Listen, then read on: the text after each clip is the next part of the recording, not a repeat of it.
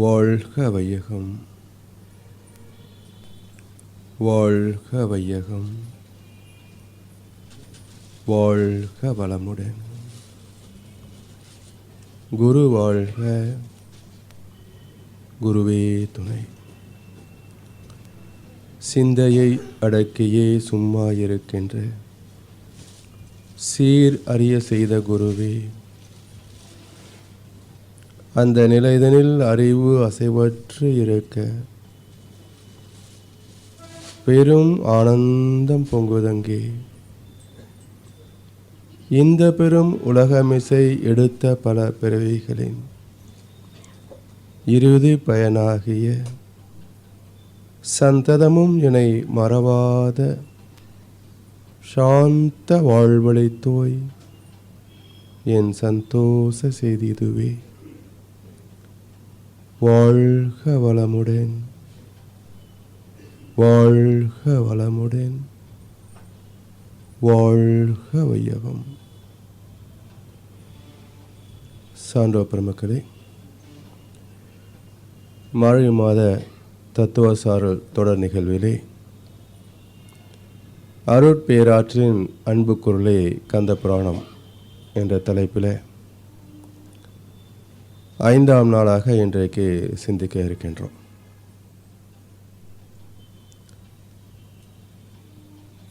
இறைநிலையின் பல்வேறு குணாம்சங்கள்,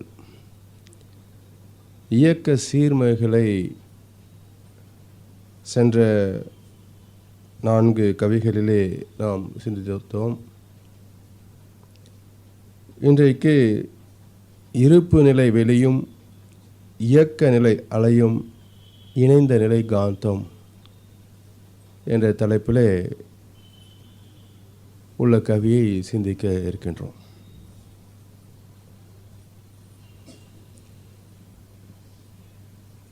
பக்தி மார்க்கத்தில் இறைவனுக்கு சச்சிதானந்தம் என்று ஒரு பெயர் உண்டு. சச்சித் அனந்தம் என்று சொல்லுவாங்க. சத்தாகிய இறைநிலையே சித்தாகிய இயக்கங்களாய், அனந்தம் என்ற இனிறந்த தோற்றங்களாய் இயங்கிக் கொண்டிருக்கிறது என்ற 3 நிலைகளை இணைத்து மிக அற்புதமான ஒரு வார்த்தையாக சொன்னார்கள், சச்சிதானந்தம். இதை திருமந்திரத்தில் பதி பசு பாசம் என்று 3 நிலையை சொல்லுவார்கள். பதி பசு பாசம் என பகர் 3இல் பதியினை போல் பசு பாசம் அனாதி, பதியினை சென்று அணுகா பசு பாசம், பதி அணிகள் பசு பாசம் நில்லாவே. 3 வார்த்தையை திருப்பி போட்டு நம்மளை குழப்பிருக்கிறாங்க. ஆனால் அந்த 3 வார்த்தைகளுக்குள்ள பொருளை விளங்கி கொண்டால் மிக அருமையான கவி என்பதை உணர்ந்து மதிக்கலாம். பதி என்றால் மூலம். இறைவனுக்கு உமாபதின்னு சொல்லுகின்றோம் இல்லையா? உமா என்றால் சக்தி. உமாவோட வீட்டுக்காரர் பதி. பசு என்றால் பொதுவாக ஆன்மீக சிந்தனைகளிலே ஆன்மாவை குறிப்பிடுவதற்கு பசு என்ற சொல்லை பயன்படுத்துகின்றார்கள். அதில் குறிப்பாக காமதேவன் என்று கூட ஒரு தெய்வீக பசுவை உருவகப்படுத்தியிருக்கின்றார்கள். அது கேட்டதெல்லாம் கொடுக்கும் என்று வேறு ஒரு கருத்தை சொல்லியிருக்கின்றார். அனுபவத்தை பார்த்தா அது கேட்டதெல்லாம் கொடுக்கல, கேட்டுக்கிட்டே தான் இருக்குது. எது? நமக்குள்ள இருக்கிற ஆத்மா தான். எங்கே கொடுக்குது? கேட்டுக்கிட்டே தான் இருக்குது. பாசம் என்பது காந்த நிலை. பதி என்ற மூலம், பசு என்ற உயிர் நிலை, பாசம் என்ற காந்த நிலை என்று 3 நிலைகளாக இந்த பிரபஞ்சத்தையும் பிரபஞ்சத்துக்கு மூலமான இறை தத்துவத்தையும் ஆண்டோர்கள் விளக்கியிருக்கின்றார்கள். பதி பசு பாசம் என பகர் 3இல் இந்த 3 வார்த்தைகளில் சொல்லப்படுகின்ற அம்சங்கள். இவற்றிலே பதியினை போல் பசு பாசம் அனாதி. ஆதி என்றால் மூலம் உண்டு, அனாதி என்றால் மூலம் இல்லை. இறைவனுக்கு மூலம் இல்லை என்பது தெரியும். ஆனால் உயிருக்கும் காந்தத்துக்கும் மூலம் இல்லையா? இறைநிலை தான் மூலம். அந்த இறைநிலை இல்லை என்றால் எப்படி வந்திருக்க முடியும்? வந்த பிறகு இது இறைநிலையை உணர்ந்திருக்கிறதான்னா உணரல. அதனால் தான் எதில் இருந்து தோற்றுவிக்கப்பட்டதோ அந்த மூலத்தை மறந்து விடுகின்ற போது இது அனாதை அலைஞ்சிட்டு இருக்குது. எங்கே போகிறதுன்னு தெரியல. பதியினை போல் பசு பாசம் அனாதி. அதனால் பதியினை சென்று அணுகா பசு பாசம். இது எப்படி இருக்குன்னா, நிறைய சினிமா பார்க்குறோமே, சின்ன வயசுலேயே தொலைந்து போன குழந்தை, அம்மா அப்பா இருக்காங்க இல்லை, அது எங்கேயோ தெருவில் இருந்து வளர்ந்து ஒரு அனாதை குழந்தை. நான் அனாதைன்னு சொல்லிட்டு தான் அலையுது. அது உணவுக்கும் வாழ்க்கை தேவைக்கும் அந்த தெருவில் உள்ள மக்களை நாடி கை ஏந்தி வாழ்ந்து கிளைமேக்ஸ் சீனில் தெரிய வருது, நீ அனாதையே இல்லை, பெரிய கோடீஸ்வரனுடைய குழந்தைன்னு. இப்போ என்ன பண்ணுதுங்க? அடுத்த சீனில் கோட்டு சூட்டோட ஜம்மனு காரில் வருது. பதியினை சென்று அணுகா பசு பாசம், பதி அணுகில் பசு பாசம் நில்லாவே. தன் மூலமாக தெய்வத்தை அறிகின்ற போது இது தனித்துவத்தை இழந்துவிடுகிறது. இதோட இயல்பாக இருந்த இதுவரைக்கும் இருந்த நிலையை மறந்து அதை இழந்து புதிய ஒரு நிலையை அடைகின்றது. அந்த புதிய நிலை என்ன? தெய்வீகம் எனும் மாபதம். இரண்டரை கலந்துவிட்ட அந்த நிலையில் உயிர் தனியாக இருக்கான்னா இல்லை, மனம் தனியாக இருக்கா, காந்தம் தனியாக இருக்கான்னா இல்லை. எல்லாம் எங்கே இருக்குன்னா ஒன்றாக இருக்கிறது. பழுத்த நிலை வரும் வரையில் நீ நான் என்றோம், பதம் அடைந்தோம் ஒன்றானோம், பரமானந்தம். பக்குவம் அடைகின்ற போது இரண்டு இருப்பது இல்லை, அங்கே ஒன்று தான், ஏகத்துவம். அதனால் இந்த 3 வார்த்தைகளிலே அனைத்து இயற்கை ரகசியங்களும் அடங்கி விடுகின்றன. மிக சிறப்புமிக்க வார்த்தைகள். ஆனால் மகரிஷி அவர்கள் அந்த 3 வார்த்தைகளை தலைப்பாக கொண்டு இந்த கவியை விளக்கியிருக்கின்றார்கள். இருப்பு நிலை, இறைவெளி, அவருடைய இயக்க நிலையே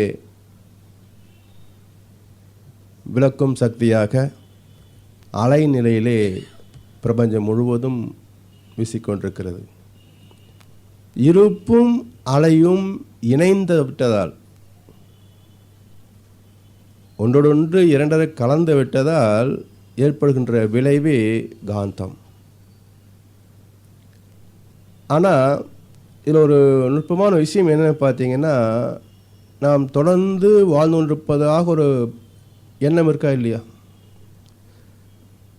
பிறந்த தேதியிலேருந்து கணக்கு போட்டு இத்தனை நாள் இத்தனை மணி நேரம் என்று கூட நம்ம வயசை கணிச்சிடலாம். இத்தனை வயசு ஆச்சு அப்படின்னு துல்லியமாக கணிச்சிடலாம். ஆனால் உண்மையிலேயே போன நிமிஷம் இருந்த நான் எங்கேன்னு ஒரு கேள்வி கேட்டு பாருங்களேன். இது கொஞ்சம் குழப்பமாக இருக்கும். இன்னும் தெளிவான கேள்வி கேட்கலாமே. நம்முடைய குழந்தை பருவத்தை ஃபோட்டோ எடுத்திருப்போம். எடுத்துக்காட்டு யார் இது அப்படிங்கிறான். நான் தான். நீயா இப்படி இருந்த? சரி, அந்த அந்த நீயை காட்டு. எங்கே காட்டுறது? இந்த உடலில் இருந்து ஒரு பருவம் மறைந்தது போல அது ஒரு பிளாக். அதே நீங்கள் கூறு போட்டிங்கன்னா நேற்றிருந்த நான் வேறு, அது முடிந்து போன கடந்த காலம். இப்போ இருக்கின்ற நான் இருக்கிறேன், இது நிஜம். அடுத்த வினால் இருப்போமா இருக்க மாட்டோமா யாருக்கு தெரியும்? நாளைக்கு பார்க்கலாம் சொல்கிறோம், எவ்வளோ நம்பிக்கை நமக்கு இல்லையா? பிரிஞ்சு போகும்போது சரி நாளைக்கு பார்க்கலாம் குட் நைட் அப்படிங்கிறோம் இல்லையா?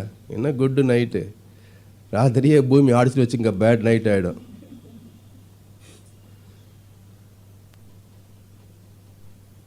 இல்லையா? ஆடாத என்பது நிச்சயமாக என்ன? அதனால் நாளை என்பதே கணக்கில் சேரல. அப்போ எது நிஜம் என்றால் நவ் அண்ட் ஹியர், இப்போ இங்கே, இது நிஜம், சத்தியம். இப்படி கடந்த காலம் என்பது ஒரு நிகழ்காலம், ஒரு எதிர்காலம் நிகழ்காலமாக மாறி போய்கிட்டே இருக்குது. எதிர்காலம் வருது, நிகழ்காலமாக நிற்கிது, கடந்த காலமாக கழிஞ்சு போகுது. இது எப்படின்னா சாமிஜி இன்னும் எளிமையாக ஒரு உதாரணம் சொல்கிறார். வற்றாத ஜீவநதி கங்கை, காவிரி, பிரம்மபுத்திரா. அந்த காவிரியில் நீ உட்காந்துக்குவோம், காசியில் இல்லைங்களா? ஒரு நீளமான ஒரு கோல், அடையாள கோல் வச்சுக்கோங்க. வச்சு தண்ணியில் அந்த கோலை வச்சுருங்க. வச்சுட்டு இந்த பக்கம் கையில் பிடிச்சி நிற்கிறோம். இப்போ ஆறு ஓடிக்கிட்டு இருக்குது, அந்த கோல் தொடுகின்ற நீர் ஒரே தண்ணி தானே? ஆறு ஓடிக்கிட்டே இருக்குது, ஒரு குச்சி இப்படி வச்சுருக்குறோம், இந்த குச்சியில் படக்கூடிய நீர் ஒரே நீர் தானா? இல்லை, தொடர்ந்து புது தண்ணி தான் தொட்டுக்கிட்டு இருக்குது குச்சியை, சரியா? அப்போ வருகின்ற நீர் இந்த கம்பில் படுகிறது, கழிந்து அந்த பக்கம் போயிடுது. அப்போ இந்த கோல் வச்சிருக்கக்கூடிய இடத்துல கூடிய நீர் தொடர்ந்து இருக்குது, ஆனால் ஒரே நீர் அல்ல. அதனால தான் ஆறு என்றாலே கரண்ட், இயக்கம் என்று பொருள். தண்ணீர் தொடர்ந்து இயங்கிக் கொண்டிருப்பதனால் அதை ஆறு என்று சொல்லுகின்றோம். வந்துக்கிட்டே இருக்குது, இருந்துக்கிட்டே இருக்குது, போய்கிட்டே இருக்குது, வந்துக்கிட்டே இருக்குது, இருந்துக்கிட்டே இருக்குது, போய்கிட்டே இருக்குது. ஆனால் தொடர்ந்து பார்க்குற போது இந்த இடத்துல ஆறு இருக்குன்னு சொல்லிகிட்டு இருக்கிறோம். இது மாதிரி நம் உடலுக்குள்ளும் உயிர் என்ற ஆற்றல் காந்தம் என்ற தன்மாற்றமாக நடந்து கொண்டே இருக்குது. போன வினாடி இருந்த ஆற்றல் இப்போ இல்லை, அது தன்மாற்றமாக கழிஞ்சு போயாச்சு. மறுபடியும் புதுசாக வந்துக்கிட்டே இருக்குது. அதனால் நாம் எண்ணுகிறோம், அனுபவிக்கிறோம், வாழ்கிறோம் என்பதெல்லாம் ஒரு மாயை. அதை ஆறு ஓட்டத்துக்கு இயல்பாக ஒப்பிட்டு பேசுகிறாங்க. அதாவது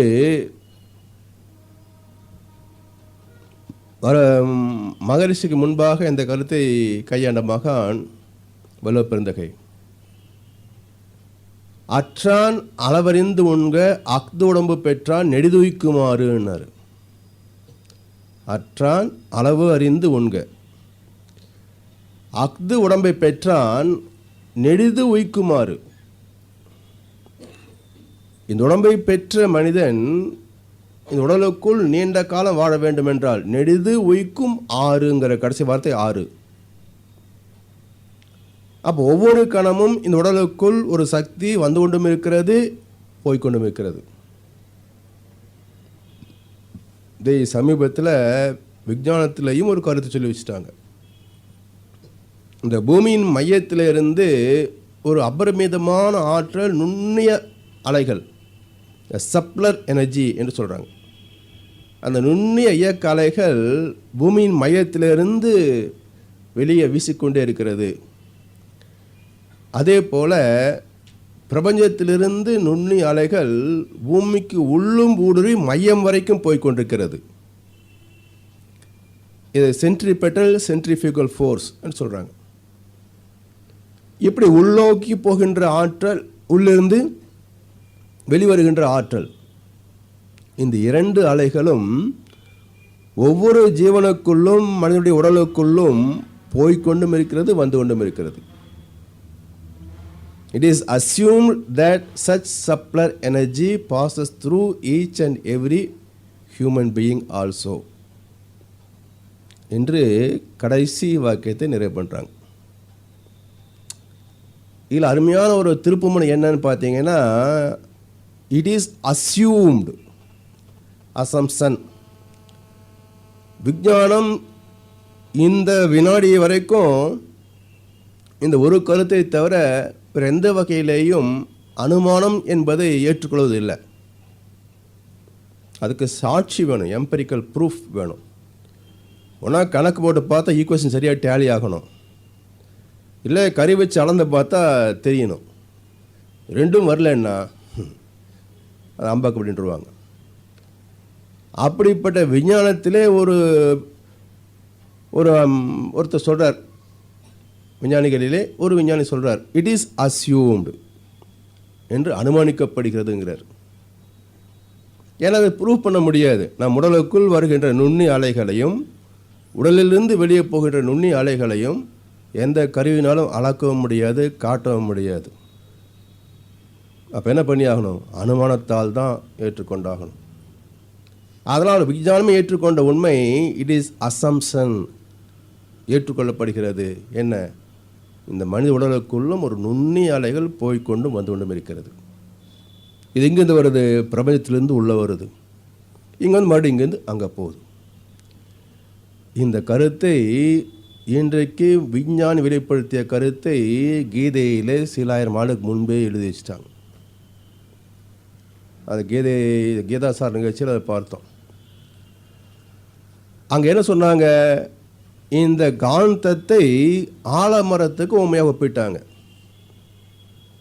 அதாவது இயற்கை ரகசியங்கள் கோடான கோடி இருந்தாலும் பைபிளில் ஈஸ்வரன் சொன்னது போல அறியப்படாத மறைபொருளும் இல்லை, வெளிப்படாத ரகசியமும் இல்லை. இறைவனே தன்னுடைய ஆற்றல்கள்லாம் வெளிப்படுத்தி விடுகின்றான், எந்தெந்த வகையில் முடியுமோ அந்தந்த வகையில். இந்த பூமியிலே லட்சக்கணக்கான தாவர இனங்கள் இருக்கின்றன. தளிர், செடி, கொடி, மரம், விருட்சம் என்று பல ஆயிரக்கணக்கில் ஸ்பெசிஸ் இருக்குது. அத்தனை வகை தாவரங்களிலும் ஒரு வித்தியாசமான ஒன்று எது என்று பார்த்தீங்கன்னா ஆலமரம் தான். அதில் என்ன வித்தியாசம் அப்படின்னா, எல்லா தாவரங்களிலும் வேர் பூமிக்கு உள்ளே போகும், அதிசயம் இல்லை. தண்டு பூமியை விட்டு மேலே போகும், இதுவும் அதிசயம் இல்லை. ஆனால் ஆலமரத்தில் மேலே போன தண்டு வளர்ந்து முதிர்ச்சி அடைகின்ற போது மீண்டும் வேர்களை விட்டு கீழ் நோக்கி விழுதுகளாக வந்துடும். அப்போ கீழிருந்து போன ஒன்று மீண்டும் கீழ் நோக்கி திரும்பி வருகிறது. இதே மாதிரி மேலிருந்து வந்த இறை அழுத்தம் மீண்டும் அங்கே போகிறது. அதுதான் காந்தலைகள், இறை துகள்கள் அங்கேருந்து இங்கே வந்து அந்த இயக்க நடனத்தையெல்லாம் முடித்து கொண்டு மீண்டும் அங்கேயே போய்விடும். யதாஸ்தானம் பிரஸ்டாப்பியாமி, எங்கேருந்து வந்ததோ மீண்டும் அங்கேயே சென்று சேர்ந்து விடுகின்றது.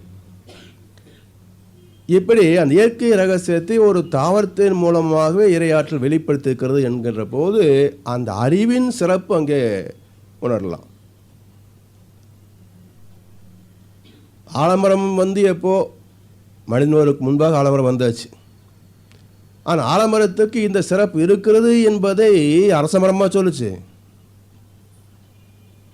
அரச மரத்துக்காக தெரியும், மனுஷனுக்கு தான் தெரியும். அப்போ மனிதன் என்ற ஒரு சீர்மை மிக்க உருவம் வந்த பிறகு மனிதன் தன் மூளை என்ற ஒரு சர்வ வல்லமை மிக்க ஒரு உறுப்பை பயன்படுத்தி கொண்டு அறிவை அதன் ஊடாக செலுத்தி இந்த இயற்கை ரகசியங்கள் எல்லாம் அறிந்து துய்த்து அனுபவிக்கின்றான். அதில் பெரும் மகிழ்ச்சி உண்டு. இயற்கை ரகசியங்களை அறிந்து கொள்வதிலே, அதனோடு இணைந்து நிற்பதிலே பேரின்பம் உண்டு. அந்த பேரின்பத்தை துய்ப்பது எது என்றால் அறிவு தான் அதை அனுபவிக்கும். இப்படி இந்த இயற்கை ரகசியங்களை உணர்த்து வருகின்ற மகான்கள் அந்தந்த காலகட்டத்தில் சொல்லிக்கிட்டு தான் இருக்கிறாங்க. மகான்கள் சொன்ன கருத்துக்களை இன்றைக்கு விஞ்ஞானம் அங்கங்கே இயன்றளவு ஏற்றுக்கொண்டு தான் இருக்கிறது. அதனால் இந்த 3 வார்த்தைகள் மிக மிக சிறப்பு மிக்கவையாக பல மகான் சொல்லியிருக்கின்றார்கள். விஞ்ஞானம் சொல்லுகிறது, நாம் அதை ஏற்றுக்கொள்கின்றோம். மகிழ்ச்சி சொல்கிறாங்க, இருப்பு நிலை வெளியும் இயக்க அலையும் இணைந்த நிலை காந்தம். இருப்பு நிலை இறைவெளியாம் ஈர்ப்பு ஆற்றலாகும்.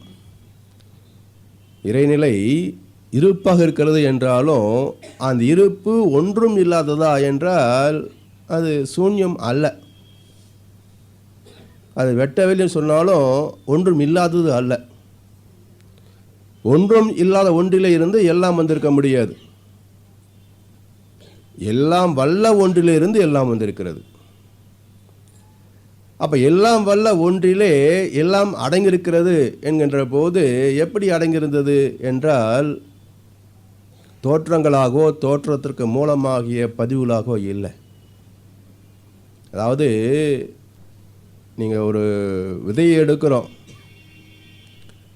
ஒரு அரச மர விதைன்னா அந்த விதையை நடுகின்ற போது மீண்டும் அரச மரம் தான் வரும் இல்லைங்களா?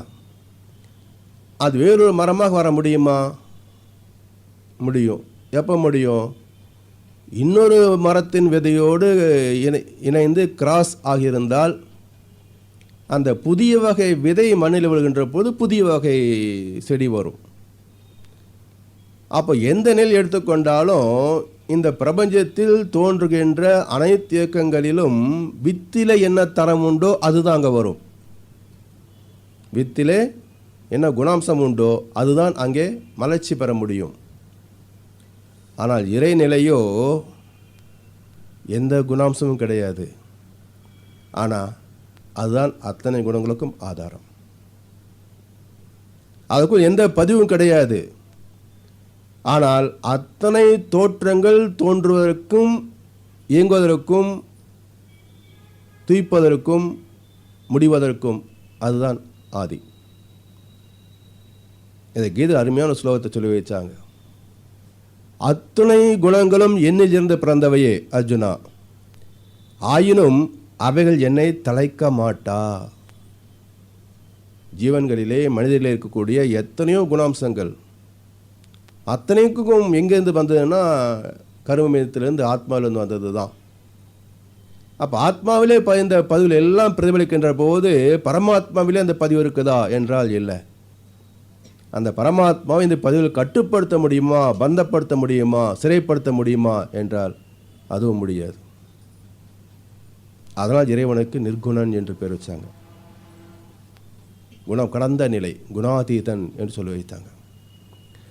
அதனால் அந்த இருப்பு நிலை என்பது ஒன்றும் இல்லாத சூன்யம் அல்ல. அதை மகரிஷி அவர்கள் ஒரு கவியில சொல்றாங்க.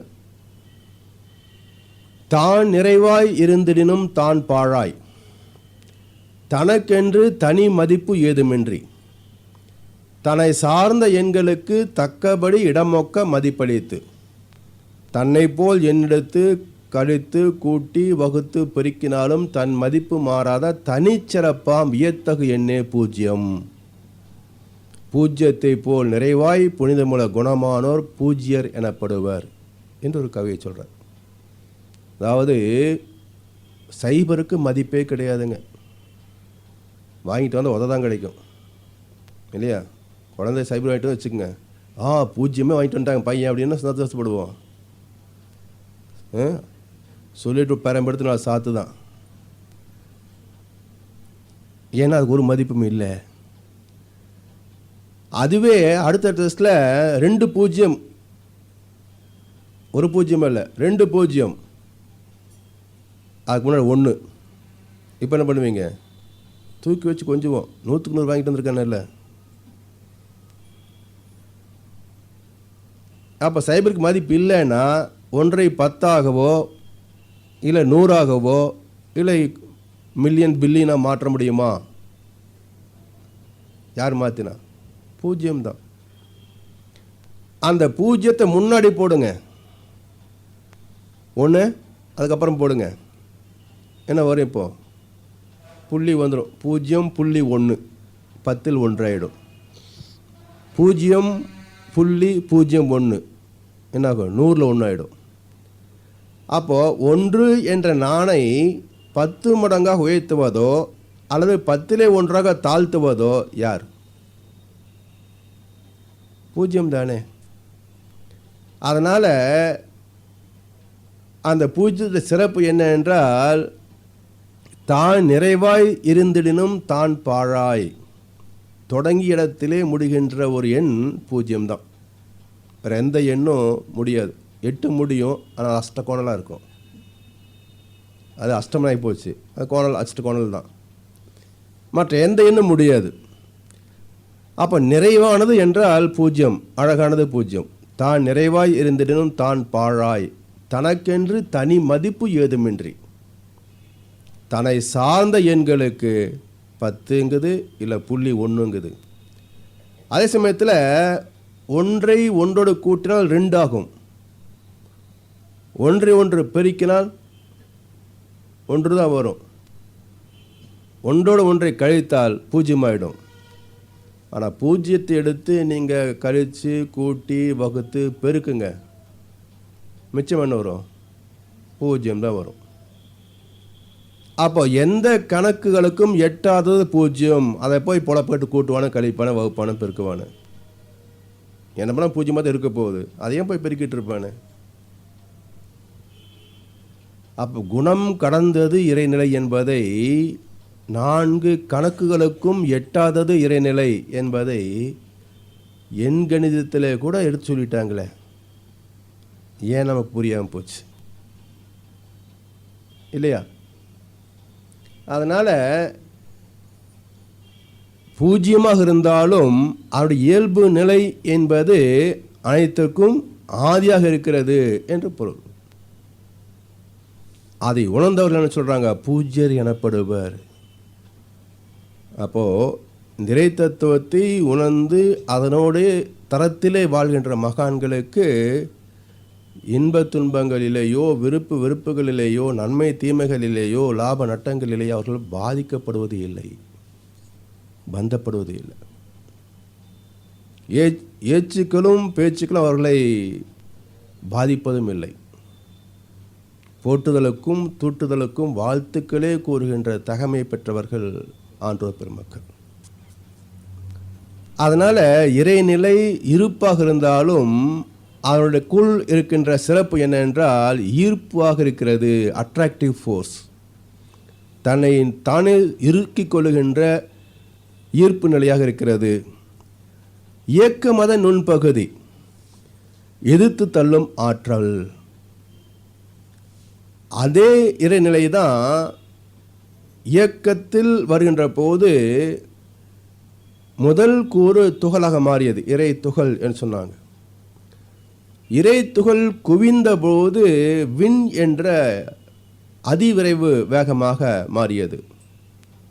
விண் சுழல்கின்ற போது ஏற்பட்ட விளைவு தான் எதிர் அலைகளாக உருவாகி ஒரு விண் இன்னொரு விண் பக்கத்தில் வராதபடிக்கு தள்ளி நிறுத்துகின்ற ரிப்பல்சிவ் ஃபோர்ஸ், விளக்கும் சக்தியாக உருமாறியது. கருப்பொருளாம் இவ்விரண்டும் காந்தம் என்பதாச்சு. இப்போ ஒரு கருவாக இருந்தது, இப்போ அந்த கருவை இன்னொன்றுக்கு கருவாக மாறுது. விண்ணுக்கு கரு இறைத்துகள், இறைத்துகளுக்கு கரு இறைநிலை. காந்தத்துக்கு கரு எது என்றால் விளக்கும் சக்தி மட்டும் காந்தமாகாது. இங்கிருந்த ஈர்ப்பு ஆற்றலும் இந்த விளக்கும் ஆற்றலோடு இணைகின்ற பொழுது தான் காந்த ஆற்றலாக மாறியது. ஆண் தனித்திருந்தால் குழந்தை பிறக்காது, பெண் தனித்திருந்தாலும் குழந்தை பிறக்காது. ஆண் உயிரும் பெண் உயிரும் இணைந்தால்தான் கருவென்ற குழந்தை உருவாக முடியும். அப்போ 2 கரு இணைந்து புதிய ஒரு கருவை உருவாக்குவது போல இருப்பு என்ற இறைநிலையும் விரிவலை என்ற விளக்கும் அலையும் கருவாக மாறி இணைந்த நிலையிலே உருவான திரு உருவமே காந்தம். அதனால் கருப்பொருளாம் இவ்விரண்டும் காந்தம் என்பதாச்சு காணுகின்றோம் பேரியக்க களத்தில் உயிர் வகையில். இந்த காந்தத்தை எங்கெல்லாம் பார்க்கலாம் அப்படின்னா இரும்பு துண்டில் பார்க்கலாம். நமக்கு தெரிஞ்ச அங்கே தானே இருக்குது. வேறு எங்கே இருக்கிறதாக இதுவரைக்கும் சொல்லியிருக்கிறாங்க. சொன்ன இடம் கந்த புராணம். காந்தம் தான் எல்லா இடத்துல இருக்குதுன்ற சொன்ன இடம் கந்த புராணம். அது எப்படின்றது இந்த தொகுப்புக்கு பிறகு நம்ம சிந்திக்க இருக்கின்றோம். இந்த காந்தத்தை எந்த இடத்துலலாம் பார்க்கலாம் உணரலாம் அப்படின்னா, நமக்குள் இருக்கின்ற காந்தாற்றலை நம்ம ஜீவகாந்தம் என்று சிறப்பித்து சொல்கின்றோம். பயோ, அதாவது ஜீவன் உள்ள, உயிர் உள்ள இயக்கம், பயோ மேக்னடிசம், ஜீவகாந்தம். இந்த ஜீவன்களை கடந்து, உடல் என்ற இயக்கங்களை கடந்து அப்பால் வருகின்ற போது, இந்த பூமியிலே, சூரிய குடும்பத்திலே, பிரபஞ்சத்திலே இருக்கின்ற காந்தலைகள்லாம் என்ன சொல்லுகிறோம் அப்படின்னா, யூனிவர்சல் மேக்னடிசம், வான்காந்த ஆற்றல். இப்போ நமக்குள் காந்தம் இருக்குன்றதை எப்படி தெரிஞ்சுக்கலாம்? சாமிஜி அதுக்கு ஒரு எளிமையாக உதாரணம் சொல்லிக்கிறார். சும்மா 2 கையை வச்சுக்கோங்க, கண்ணை மூடிக்குங்க, 2 உள்ளங்கைகளையே நினச்சிக்கிட்டு இருங்க, பேசாமல் ஃப்ரீயாக கையை விட்டுட்டு அப்படியே கவனித்து பாருங்கள். 2 நிமிஷம் கொஞ்சம் கவனித்து பாருங்கள் என்ன தெரியுதுன்னு. கைகள் தானாக இருக்கப்படும். இன்னொரு டெஸ்ட் பண்ணி பார்க்கலாம். இந்த சீப்பு இருக்க பாருங்க, அதை எடுத்து கையில் வேகமாக தேய்ச்சிருங்க. தேய்ச்சிட்டு அப்புறமா இப்படி ஒரு டிஸ்டன்ஸில், அதாவது கை தோலுக்கும் சீப்பு கிடையாது ஒரு 1/2 இன்ச்சு 1 இன்ச்சு கேப் வச்சுக்கோங்க. வச்சுட்டு இப்படி அப்படியே நகர்த்துனீங்கன்னா கையில் இருக்க முடியெல்லாம் அப்படி இப்படி மேலே தூக்கும். கவனிச்சிருக்கீங்களா? இப்போ நைலான் சாரி, நைலான் சட்டை போட்டுருக்குறோம், கழட்டி மாட்டுங்க, அது சரசரங்க சத்தம் கேட்கும், பக்கத்து போன முடியெல்லாம் இழுக்கும். அப்போ எங்கே இல்லை காந்தம் இருக்குது? நம்ம திரும்பி பார்க்கல. அனாதைகள் தானே, அனாதைக்கு எங்கே தாய் இருக்குது தெரியும், தெரு அலைஞ்சிக்கிட்டு தான் இருக்கும். அம்மாவுக்கு தெரிஞ்சால் திரும்பி பார்த்து அம்மா கிட்ட ஓடும். அது மாதிரி இந்த உடலிலே காந்தம் இருக்கிறது என்பதை விஞ்ஞானம் தேவையில்லை, கருவிகளும் தேவையில்லை, கொஞ்சம் சிந்தித்தா போதும் ஏற்றுக்கொள்ளலாம். சரி, அப்போது இந்த பிரபஞ்சத்திலே, பூமியிலே காந்தம் இருக்குதுன்னு சொல்கிறது எப்படி புரிஞ்சுக்கிறது அப்படின்னா, இப்போ 199 999 சேனல் பார்த்துட்ருக்குறோம் இல்லைங்களா? 999 தானே. எங்கேருந்து வருது? நம்ம நாளே கிடையாது. அது எங்கேயோ ஆக்ஷன் டிவின்றாங்க, நேஷனல் ஜியோகிராஃபின்றாங்க, டிஸ்கவரி சேனலுங்கிறாங்க, அங்கேருந்தெல்லாம் வருது. இடையில எத்தனை ஒயர் இருக்கும் பார்த்தீங்களா? மேலே இருக்கா? இருந்தால் ஃப்ளைட் போக முடியுமா? அப்போ என்ன இருக்குங்க? நுண்ணிய காந்தலைகள் தான். அதை தெரிஞ்சோ தெரியாமலையோ இப்போ இன்டர்நெட்டெல்லாம் பயன்படுத்துகிறோம். www.com, அது www அப்படி போட்டுக்கிட்டே போகிறோம், அலை போட்ட மாதிரி. வேர்ல்டு வைடு வெப் இல்லைங்களா? பிரபஞ்சம் முழுவதும் வேர்ல்டு வைடு வெப். என்ன வலை? வலையில் என்ன இருக்கும்? ஒன்று நேராக போகணும், இன்னும் குறுக்க போகணும், இல்லைன்னா வலையாது பின்னினா தான் வலை. பின்னல் என்ன? அருமையான பாட்டு. சின்ன சின்ன இலை பின்னி பின்னி வரும் சித்திர கைத்தொழில் சேலையடி, நம்ம தென்னாட்டில் காணாமல் போச்சுதடி. இப்போ எங்கே கைத்தறி சாலை இருக்குது இல்லைங்களா? அப்போது அந்த வலை என்பது பின்னினா தான் வலையாக முடியும், பின்னல் இல்லைன்னா வலை இல்லை. அதே போல் ஈர்ப்பு ஆற்றலும் இயக்க அலைகளும் பின்னினா தான் காந்தம். அதுக்கு என்ன பாருங்க, இன்டர் ஆக்ஷன், இரண்டிடையே ஊடாடுதல். ஊசி துணியை தைக்கிற மாதிரி இரண்டிடையே ஊடாடும். அப்படி வரக்கூடியதான் வெப். அதனால் இந்த பிரபஞ்சம் முழுவதும் காந்தக்களமாக நிறைந்திருக்கிறது என்பதை புரியாமலேயே நம்ம தட்டிகிட்டு இருக்கிறோம் கம்ப்யூட்டரில் பட்டனை. நெட் என்ன எஸ்எம்எஸ் அனுப்பிட்டியா? நெட்டில் பார்த்துக்கலாம் யார்? அமெரிக்காவில் உள்ள குழந்தைகளை. ஆனால் நெட்டு கடையில் என்ன இருக்குதுன்னு நமக்கு தெரியாமல் போச்சு பார்த்தீங்களா?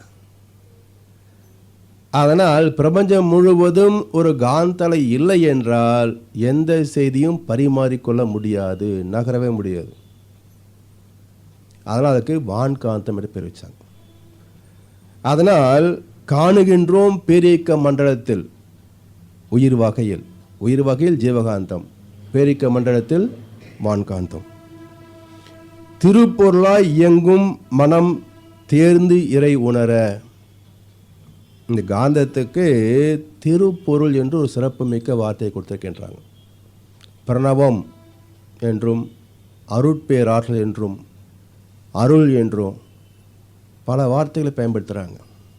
சாதாரணமாக கோவிலுக்கு போகிறோம், காணிக்கை செலுத்தி அம்மன் திருவருளை பெற வேண்டுமாய் அன்புடன் அழைக்கிறோம். நோட்டீஸில் போடுறாங்களா இல்லையா? ஏன் காணிக்கை செலுத்தலைன்னு அம்மன் அருள் தரமாட்டாரா அப்படின்னு நீங்கள் யோசனை பண்ணிட்டுருக்குறோமா? ஒரு சின்ன சிந்தனை செய்து பாருங்களேன்.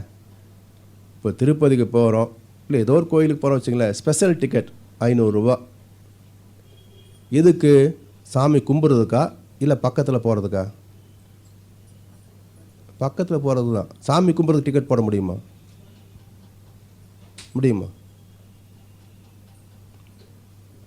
முடியுமா சாமி கும்பிட்டு டிக்கெட் போடுறதுக்கு?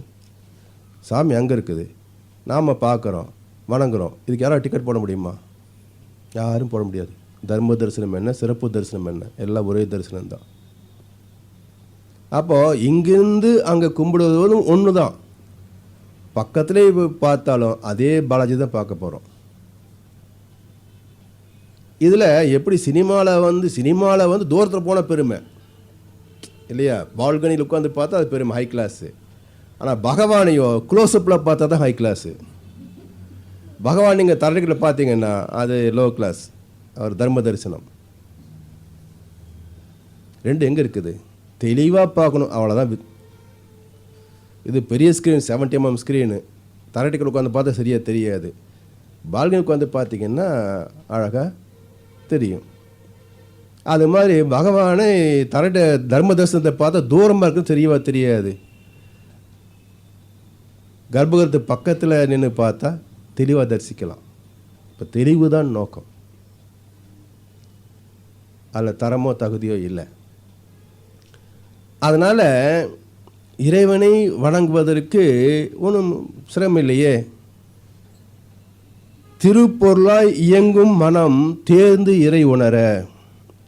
அப்போ எது அதுவாக உணர்கிறது என்றால், காந்தலைகளே மனமாக, ஜீவன்களிலே உணர்கின்ற சிறப்புடைய மனமாக செயல்படுகிறது. மனம் வந்ததால் தானே உணர்கின்றோம். ஜீவன்களாக மனம் என்ற இயக்கம் இருப்பதனால் தான் உணர்கின்றோம். மன இயக்கம் இல்லைன்னா ஆழ்ந்து தூங்கிடுறோம். என்ன நினைவு இருக்கும்? சொந்த பந்தம் ஞாபகம் இருக்குமா? பேங்க் பேலன்ஸ் ஞாபகம் இருக்குமா? சொல்லுங்கள் பார்க்கலாம். எல்லாம் மறந்து போகுது. எல்லாம் மறந்தால் தான் நல்ல தூக்கம் இல்லையா? என்ன நடந்ததுன்னே தெரியல, நல்லா தூங்கிட்டேங்கிறோம் இல்லையா? அப்போ எல்லாம் மறந்தால் அது நிறைவான, சுகமான, முழுமையான தூக்கம். பேங்க் கணக்கும் பிரச்சனைகளும் ஓடிக்கிட்டே இருந்தா காலை எந்திரிக்கும் போது பைத்தியம் பிடிச்ச மாதிரி இருக்கும் இல்லையா?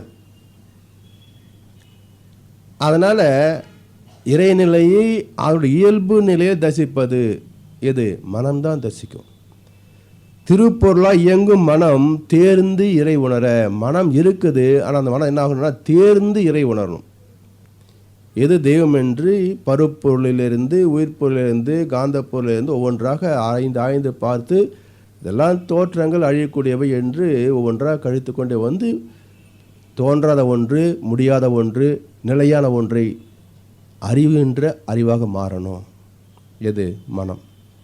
அப்போ மனம் படிப்படியாக தன்னுடைய தன்மைகளை இழந்து தன் மூலமாகி அறிவு என்ற ஸ்தானத்துக்கு உயர்ச்சி பெறணும். உயர்கின்ற எப்போதுனாது தன் மூலத்தை, இறையை உணர்வாக பெறுகிறது. அது உணர்கின்ற போது தெய்வம் ஈர்ப்பு அறிவாயும் அதன் விரிவே அலையாய். அங்கிருந்து நீண்ட கால சரித்திர தொடரிலே இன்றைக்கு நாம வந்துட்டோம். நாம் என்ன பண்ணுறோம்? இந்த மனம் என்ற சக்தியை கொண்டேதான் இந்த நுணுயில இருந்து பின்னோக்கி போய் அந்த மூலத்தை தொடுகின்றோம். அது தொடுகின்ற போது என்ன ஆகுது? அங்கிருந்து தான் இது வந்தது என்பது அங்கே போனதான் தெரியுது. அதாவது ஒரு சினிமா பாட்டு, நேற்றொரு தோற்றம் இன்றொரு மாற்றம், பார்த்தால் பார்வைக்கு தெரியாது, தொடங்கிய பாதையில் தொடர்ந்து வராமல் தூரத்தில் நின்னா புரியாது. ஏதோ கண்ணாசை எழுதிட்டார், அவங்க பாடிட்டாங்க. இதுக்கு என்ன அர்த்தம்? நேற்று தோற்றம், நேற்றுன்னா 21ஆம் தேதி இல்லை, மனிதனாவதுக்கு முன்பு என்னவாக இருந்தோம்? குரங்கு. இன்றொரு மாற்றம் மனிதனாக. பார்த்தா தெரியுதா? ஒரு மனிதனை பார்த்தா குரங்கு தெரியுதா? இல்லை. ஆனால் இந்த மனிதன் சமயத்தை செய்கின்ற சேஷ்டைகளை பார்த்துட்டு என்ன குரங்கு சேஷ்டை பண்ணுறான் ஐயான்றான். சொல்லுடைய குழந்தைங்க சொல்கிறோமா இல்லையா? அது குரங்கு என்ன சேஷ்டை பண்ணுது பார் அப்படிங்கிறமே இல்லையா? இப்போ அந்த குழந்தை யோசிக்குது, நான் குரங்கா, நான் குரங்கா, அப்போ நீ இப்போ அம்மா குரங்கா நீ அப்படின்னு கேட்க வச்சிங்களேன். இப்போ என்ன யோசிக்கிறோம்? குரங்கு இல்லை, ஆனால் நம்ம பண்ணுற சேஷ்டை குரங்கு பண்ணுதா இல்லை? அப்போ குரங்குலேருந்து நாம் வந்தோம்மா இல்லை நம்மளேருந்து குரங்கு வந்துச்சா? ஒரு கேள்வி வருது இல்லை? அப்போ என்ன தெரியுது? அந்த குரங்குலேருந்து வந்ததுனால அந்த குரங்கு பண்ண எல்லா சேஷ்டையும் நமக்குள்ளே இருக்குது. ஒரு மரியாதைக்காக நம்ம செய்யாமல் இருக்கிறோமே தவிர, மற்றவங்க கிண்டல் பண்ணுவாங்களே அப்படி மரியாதைக்காக செய்யாமல் இருக்கிறோமே தவிர, இல்லைன்னா செஞ்சு பார்த்துடலாம். அதனால் நேற்றொரு தோற்றம் இன்றொரு மாற்றம் பார்த்தால் பார்வைக்கு தெரியாது. என்ன பண்ணி ஆகணும்? தொடங்கிய பாதையில். எங்கே தொடங்கியது? இறைநிலையில் தொடங்கிய பாதை பயணம்.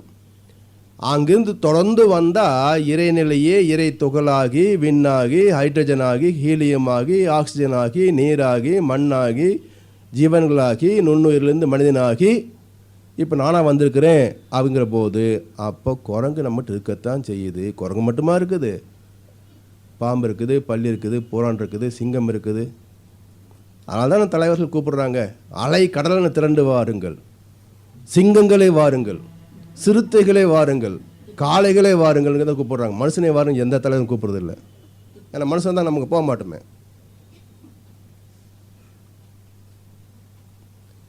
எல்லாம் இங்கே இருக்குது.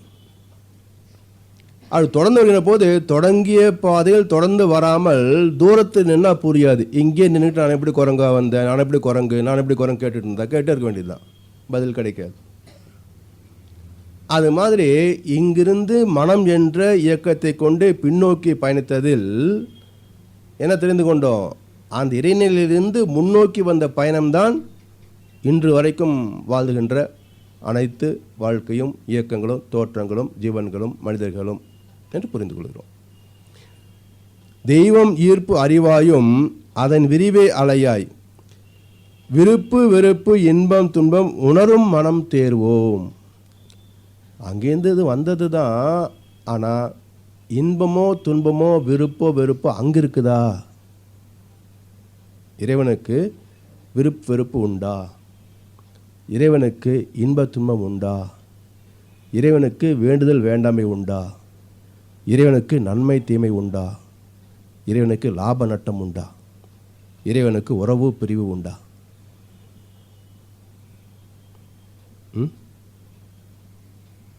இருக்க முடியுமா? இல்லை. இரண்டு என்றாலே துவைதம், அத்வைத்தம், அத்வைத்தம். இரண்டு அல்ல, ஒன்று. ஒன்றாக இருப்பதனால் அங்கே இன்பமா துன்பமா என்றால் ரெண்டு இல்லை, அது ஒரு பேரின்பம் தான். அங்கே லாபமா நட்டமா? வியாபாரமே இல்லையே. வியாபாரம் வந்தால் தான் லாப நட்டம். கொடுப்பதும் எடுப்பதும் ரெண்டும் ஒன்றே தான். அது அக்ஷர பிரம்மம், அழிவில்லாத பிரம்மம். அங்கே குறைபடுவதும் கிடையாது, நிறைவதும் கிடையாது. இருக்கிறது இருந்துக்கிட்டே இருக்கும், அவ்வளோதான்.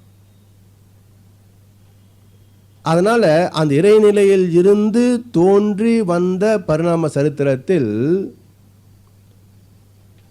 மனிதனை தவிர மற்ற ஜீவனங்கள் வரைக்கும் 5 அறிவு விலங்குகள் வரைக்கும் எடுத்துக்கொள்ளுங்களேன். விலங்குகளிலே மனம் என்ற இயக்கம் இருக்கு. ஆனால் அந்த மனதை கொண்டு ஏதாவது பின்னப்படுத்தி பார்க்க முடியுமான்னு பாருங்களேன். குரங்குகள் கூட கூட்டம் கூட்டமாக இருக்கும். ஒரு கூட்டம் இருக்கிற இடத்துல இன்னொரு கூட்டம் வராது, வந்தால் சண்டை போட்டு துரத்தி விட்டுரும். அதே கூட்டம் இன்னொரு இடத்துக்கு போயிடுச்சுன்னு வச்சுக்கோங்க, இந்த கூட்டம் அங்கே போனால் விடாது. ஆனால் எந்த குரங்காவது நான் இந்திய குரங்குன்னு சொல்லிக்குதா? நான் பாகிஸ்தான் குரங்கு, என்கிட்ட வராத, பாம்பு வச்சு அடிச்சிருவேன்னு சொல்லுதா? சொல்ல முடியாது. மனம் என்ற இயக்கம் இருக்குதுங்க, விருப்பு வெறுப்பு இருக்குது, இன்ப துன்பம் இருக்குது, லாப நட்டம் கிடையாதுங்க.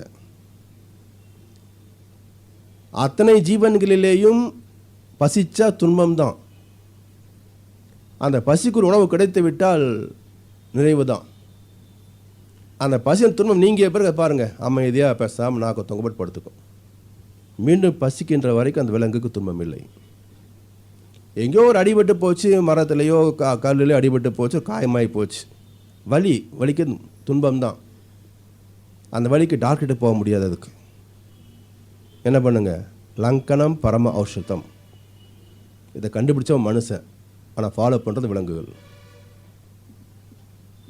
யார் கண்டுபிடிச்சாங்க லங்கனம் பரம ஔஷதம்னு? நாம் தான் சொல்லிகிட்டு இருக்கிறோம். நாம் ஃபாலோ பண்ணுறோமா என்ன? இல்லை. ஆனால் கண்டுபிடிக்காமையே செய்துட்ருக்கிறதெல்லாம் விலங்குகள். ஸோ தன்னுடைய உடல் துன்பம் நீங்குன்ற வரைக்கும் பேசாமல் படுத்துக்கும். அந்த உடலே தானாகவே தன்னுடைய காயத்தையோ அல்லது நோயையோ குணப்படுத்தி கொள்ளும். Natural healing system. இல்லை, இயற்கையில் உள்ள தாவரங்களை சாப்பிட்டா அந்த வலி போய்டுன்றது கண்டுபிடிச்சி வச்சுருக்கோம். ஒரு பாம்பை கடித்தா கீரை உடனே போய் அரும்புகளை கடிச்சிடும், ஆன்டிபயோட்டிக் இருக்குன்னு தெரிஞ்சுக்குது. இப்படி ஒவ்வொரு ஜீவனிலும் தன் வாழ்க்கைக்குரிய தேவைகளை உணர்ந்து தரம் பிரித்து அனுபவிக்கிறது. ஆனால் அங்கே எங்கேயாவது சிக்கல், செயற்கையான சிக்கல் இருக்குதான் பார்த்தீங்கன்னா இல்லை. அதை கண்ணதாசன் அழகாக சொல்லி வைத்தார். வளர்ந்த குஞ்சுகள் பிரிந்த போதிலும் வருந்தவில்லையே தாயடா. இப்போ அந்த வீடுகளில் அந்த ஏர் ஹோல் விட்டுருக்கோம் பாருங்க, அதில் ஒரு குருவி கூடு கட்டிடுது. எவ்வளோ அருமையான கூடு தெரியுங்களா? வலிமை மிக்க நாம் இப்படி இழுத்தா கூட பிச்சுக்கிட்டு வராது, அவ்வளோ ஸ்ட்ராங் பாண்டேஜ்.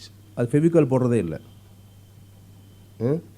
வெறும் வைக்கோலே அந்த செடியுடைய வேர்கள் நார்கள் அதை கொண்டு வந்து அழகாக பின்னிடுது. அதுக்குள்ளே அதோடைய சைஸுக்கு தகுந்த ஒரு சின்ன ஒரு முட்டை, அதை அடகாத்து அதுக்குள்ளே சின்ன ஒரு குஞ்சு. அந்த குஞ்சுக்கு இது எத்தனை தாய்மை உணர்வோடு அங்கங்கே போய் அலைஞ்சு அந்த நெல்மணிகளெல்லாம் சாப்பிட்டு அதை கொண்டு வந்து மீண்டும் தன்னுடைய குஞ்சுகளுக்கு அது ஊட்டுது. அந்த குஞ்சுகளை பார்த்திங்கன்னா அம்மா தாய் குஞ்சுடைய அந்த மூக்கு வாய்க்குள்ளே விட்டு தொண்டை வரைக்கும் உள்ள விட்டு எடுத்துக்கும். அந்த குஞ்சுகள் நகர்ந்து ஓரத்தில் வந்துச்சு வச்சுக்கோங்க, கீழே வந்து செத்து போயிரும் இல்லையா? அது அந்த தாய் குருவிக்கு தெரியுது, உடனே அதை இழுத்து பக்கத்தில் வச்சுக்கும். இப்படி பொத்தி பொத்தி காப்பாற்றுகின்ற அந்த சின்ன குருவி கொஞ்சம் வளர்ந்து ரக்கை முதிர்ச்சி அடைகின்ற போது அதை கூட்டை விட்டு வெளியே போகலைன்னு வச்சுக்கோங்க, இதே தாய் குருவி அந்த குஞ்சை பிடிச்சி கீழே தள்ளி விட்டுரும். இப்போ கீழே விழுந்ததுக்கப்புறம் சும்மா இருக்க முடியுமா? தானே ரக்கை அடித்து பார்க்கும், அதுக்கு தன்னம்பிக்கை வந்துடும், ஓ நம்மளும் பறக்க முடியும் அப்படின்னு. பறந்து போகிறது தான், திரும்பி கூட்டுக்கு வராது, தன் கூட்டை தானே அமைத்து கொள்ளும். இப்போ இந்த குஞ்சு பாலூட்டி வளர்த்த கிளி அப்படின்னு சோகப்பாட்டு பாடுதா என்ன?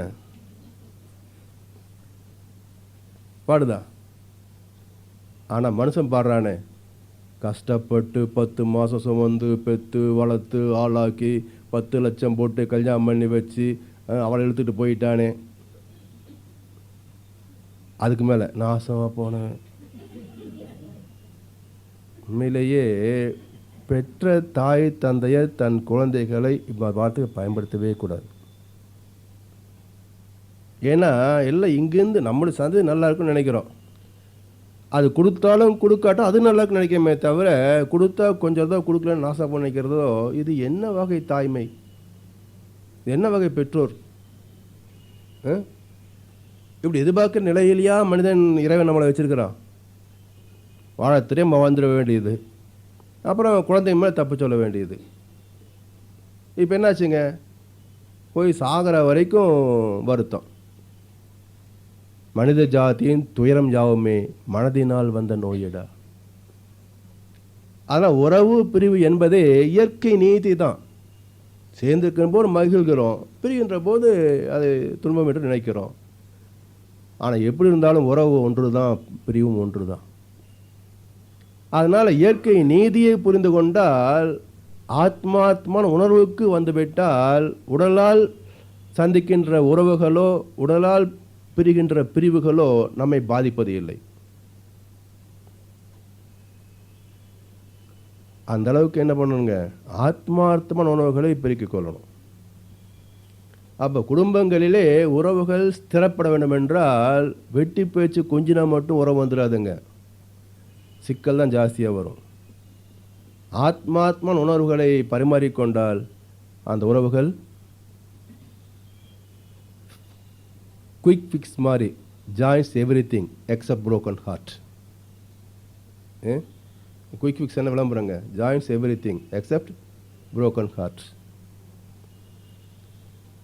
அதனால் உடைந்த மனங்களை ஒட்டுகின்ற பசை எதுன்னு பார்த்தீங்கன்னா ஆத்மார்த்தம் தான். அந்த ஆத்மார்த்தமான வாழ்க்கை வாழ்வதற்கு எப்படி கற்றுக் கொடுக்க முடியும், ஆத்மாவை அறிந்தால்தான் ஆத்மார்த்தமான வாழ்க்கை வாழ முடியும். ஆத்மாவை அறிவது எப்படி, ஆன்மீகம், உண்மையான ஆன்மீகம், வெறும் பக்தி அல்ல, உண்மையான ஆன்மீகம். அதனால் இந்த மனதின் விருப்பு வெறுப்பு இன்பம் துன்பம் என்ற துவைத நிலைகளை அறியணும். அது அருமையாக கண்ணன் சொல்லி பாடலில் வரும், இரவு வரும் பகலும் வரும் உலகம் ஒன்று தான்,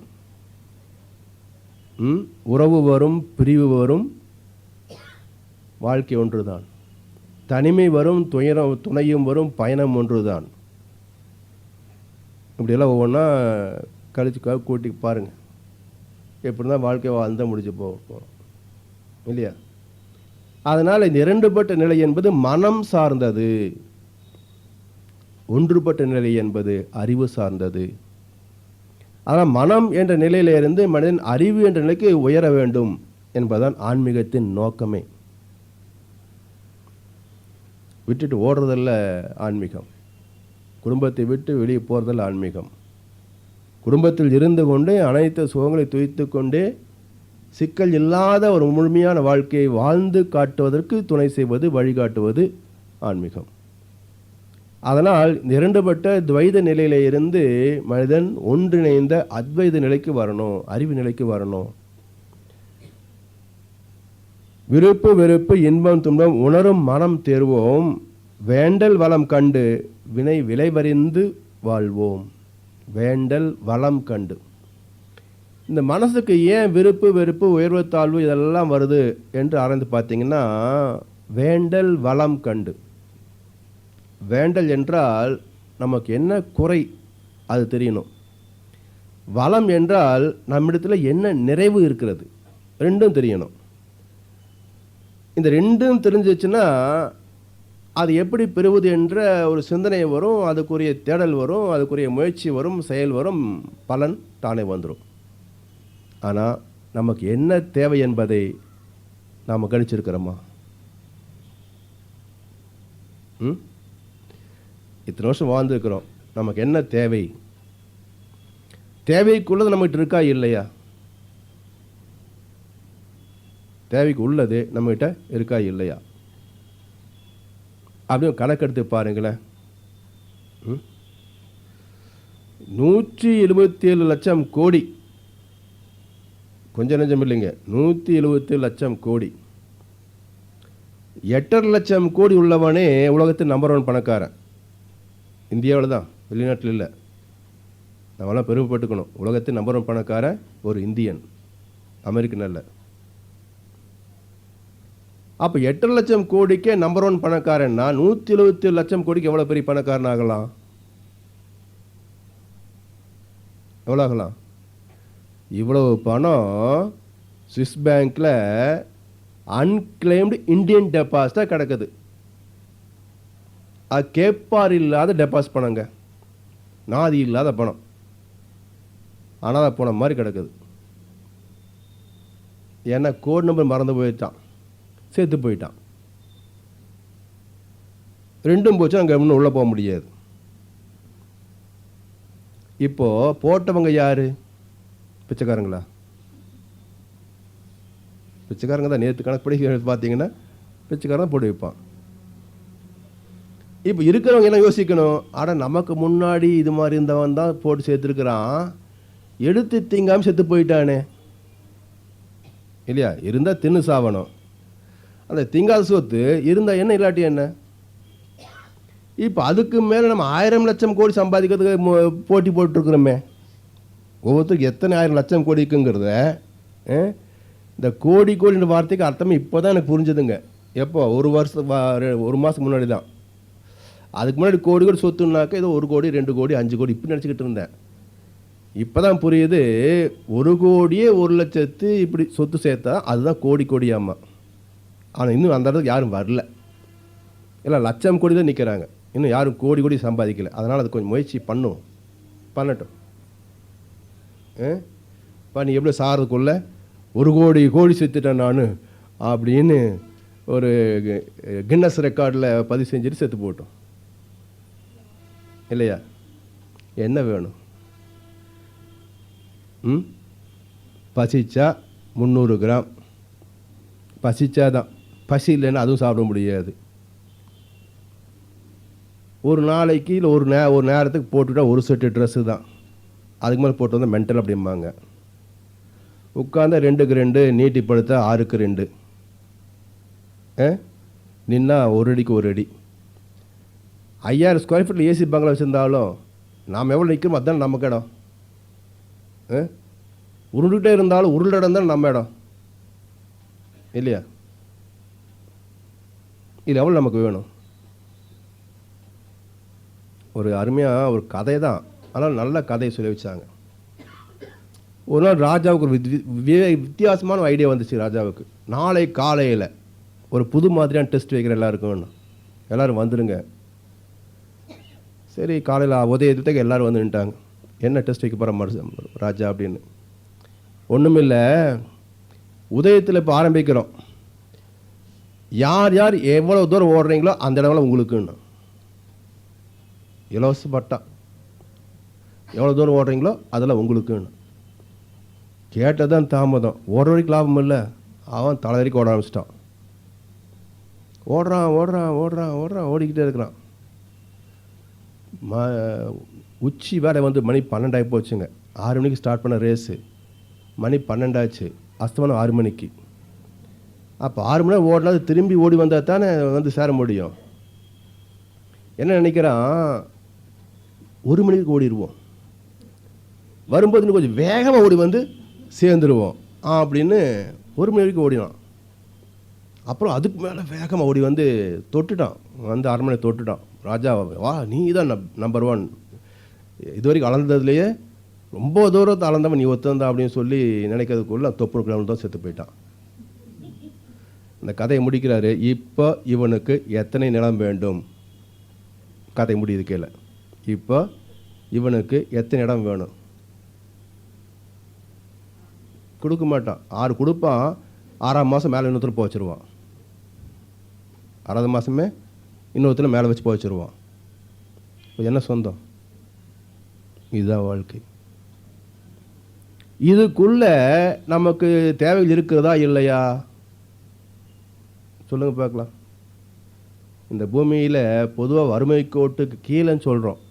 ஆனால் இன்றைக்குள்ள நிறைய பேரில் கிராம பக்கங்களை தவிர பொதுவாக எங்கேயுமே வறுமை என்பது இல்லை. எல்லாருக்கும் வாழ்க்கை தேவைகளுக்கு நிறைவாக தான் இருக்குது. அப்புறம் எதுக்காக இப்படி ஓடிக்கிட்டு இருக்கிறோம்? எதுக்கு இத்தனை கேப் மாத்தனை பண்ணிகிட்டு இருக்கிறோம்? பேப்பரை திறந்தா, டிவியை திறந்தா, இன்றைக்கும் கூட கோயம்புத்தூர் 60,000 முட்டாள் இருக்கிறான் ப்ரூஃப் பண்ணிட்டான் ஒருத்தன். 60,000 முட்டாள் இருக்கிறான் கோயம்புத்தூரில். என்னங்க சீட்டு இல்லை, கம்ப்யூட்டரில் உட்காந்து விளம்பரம் பார்த்தா அதுக்கு ஒரு காசு, அதில் போய் காசை போட்டு 5000 10,000 25,000 போட்டுட்டு 20 கோடியா கொடுத்துருக்காங்க. ஆமாம், 20 கோடி சுற்றி அவன் ஓடிட்டான். இதுக்கு முன்னாடி இதே மாதிரி இதுக்கு முன்னாடி ஒரு 90கள் நினைக்கிறேன். அப்போ டேட்டா ப்ராசஸிங் சொல்லி என்ன விஷயம்னா மறந்துருப்பீங்க, நம்ம மறதி ஜாஸ்தி இல்லையா. ஒரு சிடி கொடுத்துருவோம், ஒரு ஃப்ளாப்பியை. அது கம்ப்யூட்டரில் போட்டிங்கன்னா ஒரு மெசேஜ் வரும், அட்ரஸ் எல்லாம் வருமாமா. அதில் கம்மா போடணும். இப்படி எங்கள் ஆஃபீஸ்லேயே நிறைய பேர் ஒய்ஃப் பேர்லாம் பணம் கட்டி இவன் போய் சாயந்தரம் உட்காந்துட்டு அடிப்பாங்களாம். எங்கிட்ட சொன்னாங்க, ஏன் எங்கேருந்து வருது மெசேஜ்னு கேட்டேன். அதில் ஃபாரின்லேருந்து வருதுன்னு. ஏன் ஃபாரின் டைப்ரைட்டில் கம்மா இருக்காதான்னு கேட்டேன். அடித்தவனுக்கு கம்மா போட தெரியாது. அப்புறம் இன்னொருத்தன் கம்மா எடுக்கிறது, போகிறதுக்கு ஒருத்தன், எடுக்கிறதுக்கு ஒருத்தன். இதில் ஒரு கம்மா 25 பைசா, 5000 கட்டினா 25 பைசா, 10,000 கட்டினா 50 பைசா, 2 லட்சம் கட்டினா 2000 ரூபா ஒரே வேலைக்கு. ஏதோ கேட்பாத்தனம் இருக்குது, கொஞ்சம் பார்த்து பண்ணுங்க அப்படின்னு. நீ இப்படியே பார்த்துட்டு இப்படியே தான் இருப்பேன், நான் பாரு அடுத்த கார் வாங்கிட்டு வந்துடுவேன் பாருன்னா. 2 மாதத்தில் வெளியே வந்துருச்சு. அது பண்ணவன் யாருன்னா +2 படித்த பையன். 1 கோடிக்கு ஃப்ராட் பண்ணிக்கிறேன் இந்த இதில். ஏமாந்தவள MA PhD. இது மாதிரி இன்றைக்கி 60,000 இழிச்சானுங்க இருக்கான்னு ஃபோட்டோ போட்டிருக்கான். என்ன முட்டாள்தனம். விளம்பரத்தை பார்த்துட்டு இருந்தா இவனுக்கு காசு, அவனுக்கு காசு வருமாமா, அது இவனுக்கு பங்கு வருதாமா, அது நமக்கு பிச்சு கொடுக்குறான். நம்ம ஏன் இவனே பார்த்துக்க வேண்டியது தானே அதை. ஏன் காரணம் என்னங்க, இது மாதிரி 1008 வருது, ஃபைனான்ஸ் கம்பெனி அது 1008 வருது. ஏன் ஏமாறுறான்? ஆசை. ஆனால் தனக்கு என்ன வேணும், இருக்கிறத வச்சு நிறைவாக வாழ்ந்துட்டு போகிறதுக்கு என்ன வேணும், வேண்டதும் தெரியல, வளமும் தெரியல. இவன் சொல்கிறான் அவன் வண்டவளம் எனக்கு தெரியாதான்னு. இவன் வண்டவளமும் எனக்கு தெரியாது. இந்த வேண்டல் வளம் என்ற வார்த்தையை தான் வண்டவளம் மாறி போச்சுங்க. வண்டவளம் என்ன வார்த்தைங்க? வேண்டல் வளம். நமக்கு என்ன வேணும், என்ன இருக்குது, இதுதான் கணக்கு. நிறைவாக இருக்கா, யாருக்கா கொடுக்க முடியுமா, கொடு. குறைவாக இருக்கா, எங்கேயாவது பெற முடியுமா, கேட்டு பெறுவோம், உழைத்து பெறுவோம், அவ்வளோதான். இல்லை அது எல்லாமே வாழ முடியுமா, வாழ்ந்துடுவோம், அட்ஜஸ்ட்மெண்ட். அதனால் இதெல்லாம் மனம் சார்ந்த ஒரு பக்குவம் இல்லாதது தான் காரணமே தவிர வேறு ஒன்றுமே கிடையாது. அதனால் அவர் சொல்கிறாங்க, வேண்டல் வளம் கண்டு வினை விளைவறிந்து வாழ்வோம். நமக்கு தேவையானது இருக்குது, ஆசைகள் நிறைய இருக்கும். ஆனால் அதெல்லாம் பெறுவதற்கு இயற்கையில் நமக்கு கர்மா வினை பதிவு இருக்கணும், கர்மா இருக்கணும். ஆசை மட்டும் இருந்தால் பத்தாது. ஆசை எல்லாருக்கும் பொது, ஆனால் கர்மா பொது இல்லையே. பிச்சைக்காரனுக்கும் காரில் போன ஆசை இருக்குது, கோடீஸ்வரனுக்கும் லேட்டஸ்ட் மாடல் கார் வாங்கணும் ஆசை இருக்குது. ஆனால் அவனால் முடியும், இவனால் முடியாது. ஆசை பொது, ஆனால் கர்மா பொது இல்லை. அவன் வந்த கர்மா நல்ல கர்மா, அவன் பிறந்த தாய் தந்தையருக்கு நல்ல புண்ணியவான்கள். ஆனால் இன்றைக்கி நல்லா இருக்கிறான். நாம் ஒரு மாதிரி இருந்தால் அதுக்கு தகுந்த மாதிரி வாழ்ந்துட்டுருக்குறோம். ஸோ வினை பதிவுகளில் முன்பின்னாக வாழ்கின்றோம். அதுக்கு தகுந்த வாழ்க்கை தான் நமக்கு அமைமே தவிர ஆசைப்பட்ட வாழ்க்கை கிடைக்காது. அதனால் ஆசைகளை யதார்த்தத்துக்கு தக்க மாதிரி இணைக்கணும். யதார்த்த வாழ்க்கையை ஆசைக்கு தகுந்த மாதிரி உயர்த்த முடியாது. இதுதான் நிஜம். அதனால் நிறைவு செய்ய முடியாத ஆசைகளை சுமந்து கொண்டு வாழ்வதனால யாருக்கு லாபம்? அதுவே அனுபவிக்க முடியாத ஆசை. இதை வச்சுக்கிட்டு புலம்பிட்டு இருக்கிறதுனால இது யாருக்கு லாபம்? இருக்கிற நிறைவு தான் வீணாக போகும். அதனால் வேண்டல் வளம் கணக்கு தெரிந்துவிட்டால் இந்த வாழ்க்கை ஆனந்தம்தான். கர்மவினை பதிவுகள் தான் வாழ்க்கைக்கு அஸ்திவாரம் என்று தெரிந்து கொண்டு விட்டால் நல்ல கர்மாவுக்கு நாம் துணை நிற்போமே தவிர பாவ கர்மாவுக்கு துணை போக மாட்டோம். அதனால் இதெல்லாம் தெரிந்து கொண்டு வாழ்வதற்கு உள்ள அறிவு வேணுமா இல்லைங்களா? அந்த அறிவை பெறுவது தான் ஞானம். அந்த ஞானத்தை கொடுப்பது ஆன்மீகம். அதனால் மகர்ஷி அவர்கள் மிக அற்புதமாக இதெல்லாம் 8 வரி கவிதான். ஆனால் எத்தனை விஷயங்களை உள்ள அடக்கியிருக்கிறாருன்னு பாருங்கள். இப்போ இதெல்லாம் எதுக்காக? நம்முடைய வாழ்க்கையில் நாம் நோய் இல்லாமல், சிக்கல் இல்லாமல், பிரச்சனை இல்லாமல், குழப்பம் இல்லாமல் ஆரோக்கியமாக, தெளிவாக, வளமாக, நிறைவாக வாழ்வதற்கு ஏற்ற ஒரு வழிவகை தான் இது. இது நமக்கு தெரிஞ்சுக்க வேண்டாமா? நமக்கு தேவையில்லையா பாருங்களேன். அதனால் நல்ல கருத்துக்கள் என்பது இயற்கை நீதிகள் தான். அதை புரிந்து மதித்து வாழ்கின்ற அளவுக்கு நம்முடைய வாழ்க்கையில் இன்பங்கள் மேன்மை பெறும், துன்பங்கள் குறையும். அப்படிப்பட்ட வாழ்க்கை பெறுவதற்கு ஒரு வாய்ப்பு தான் இந்த நிகழ்ச்சி. இந்த கருத்துக்களை மேலும் நாம் சிந்தனைக்கு எடுத்துக்கொண்டு நம்முடைய வாழ்க்கையில் அதை பின்பற்றி பயனடைந்து மற்றவர்களுக்கும் ஒரு எடுத்துக்காட்டாக வழிகாட்டியாக அமைவோம் என்று சொல்லி இன்றைய சிந்தனையை நிறைவு செய்கின்றோம். வாழ்க வளமுடன், வாழ்க வளமுடன், வாழ்க வையகம், வாழ்க வையகம், வாழ்க வையகம், வாழ்க வையகம், வாழ்க வையகம், வாழ்க வையகம், வாழ்க வையகம்.